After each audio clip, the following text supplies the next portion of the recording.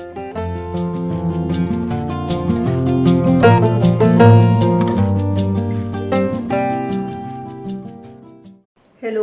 इस वीडियो में हम बात करते हैं सीनियर सिटीजन्स यानी कि बड़े बुजुर्गों के बारे में। परिवर्तन प्रकृति का नियम है। किसी के चाहने या ना चाहने से इस पर कोई फर्क नहीं पड़ता। जैसे बसंत के सुंदर फूल पत्ते सर्दी आने पर नहीं रहते, वैसे ही एक समय आने पर धन रूप और बल भी नहीं रहता।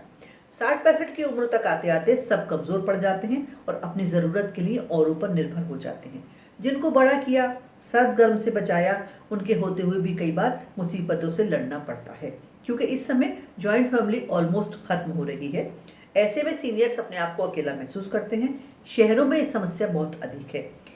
गांवों में आज भी संयुक्त परिवार प्रथा बची है, जिससे सीनियर्स अपने आप को उतना अकेला महसूस नहीं करते। इसके कई कारण हैं। शहर की जीवन शैली, महंगाई, पति पत्नी का बाहर का जॉब भी इसके लिए रिस्पॉन्सिबल है।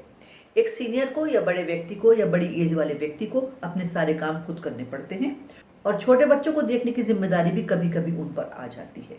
शहरों के छोटे छोटे घर उन्हें उनके कमरों तक ही कन्फाइंड कर देते हैं। वो अपने बच्चों से अलग हो जाते हैं। कई बार घर में उनसे बात करने वाला कोई नहीं होता। वो परिवार में उपेक्षित सा महसूस करते हैं और फालतू बनकर रह जाते हैं। इसलिए पार्कों, सार्वजनिक स्थलों पर इन्हें बातें करते देखा जाता है। ये भी बच्चों को अच्छा नहीं लगता। उनका समय काटना मुश्किल हो जाता है। एनर्जी धीरे धीरे खत्म होने लगती है। शारीरिक रूप से वो बीमार भी रहने लगते हैं। शारीरिक अस्वस्थता को आज का खान पान भी बढ़ाता है। अगर कुक नहीं आए तो बच्चों के पास समय ही नहीं होता। बच्चे तो फ्रोजन खाने से या बाहर के खाने से काम चला लेते हैं, लेकिन इनका क्या हो, जिनके लिए ये खाना बीमारी का कारण बन सकता है। बीमार होने पर अकेले हॉस्पिटल नहीं जा सकते। शहरों में इसको इनका अंदाजा ही नहीं होता। इन्होंने समाज को बहुत कुछ दिया है। उनका अकेलापन कम करने के लिए सामुदायिक भवन, क्लब, मनोरंजन के भरपूर साधन होने चाहिए। ऐसे लोगों के अनुभव का भरपूर लाभ उठाना चाहिए, बल्कि कहना चाहिए ऐसे लोगों को अपने अनुभवों का लाभ देने के अवसर मिलने चाहिए। वो बेचारे बस प्रतीक्षा ही करते रहते हैं कि कब उनसे कोई बात करे और उनके अनुभवों को जाने। बच्चों को चाहिए उन्हें अपने साथ आउटिंग पर लेकर जाएं। आखिर जब वो छोटे थे तो वो भी तो उनको लेकर जाते थे, चाहे बच्चे कितना भी परेशान करते हों, और कभी भी इस बात से परेशान नहीं होते थे। सरकार ने इस ओर बहुत ध्यान दिया है। विभिन्न योजनाओं में उन्हें अधिक ब्याज दिया है। सरकारी वाहनों में उनके लिए सीट फिक्स कर दी है। बस के पास और रेलवे में छूट दी गई है और बहुत स्थानों पर उनके लिए अलग काउंटर भी बनाए गए हैं।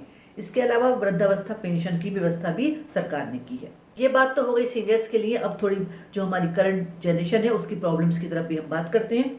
सीनियर्स को भी चाहिए युवाओं की प्रॉब्लम्स और सीमाओं को समझे। वो जानबूझकर ऐसा नहीं करते। समय न मिल पाने का कारण शहरी जीवन शैली, बढ़ती महंगाई, काम का बोझ, पति पत्नी दोनों का बाहर काम है। बड़ों को भी चाहिए शिकायत छोड़कर बच्चों की प्रॉब्लम्स को समझें, उनकी बात को समझें। जितना हो सके खुश रहने की कोशिश करें और अपनी शारीरिक क्षमताओं के अनुसार काम भी करते रहें। कई सीनियर्स ताश खेलते नजर आते हैं।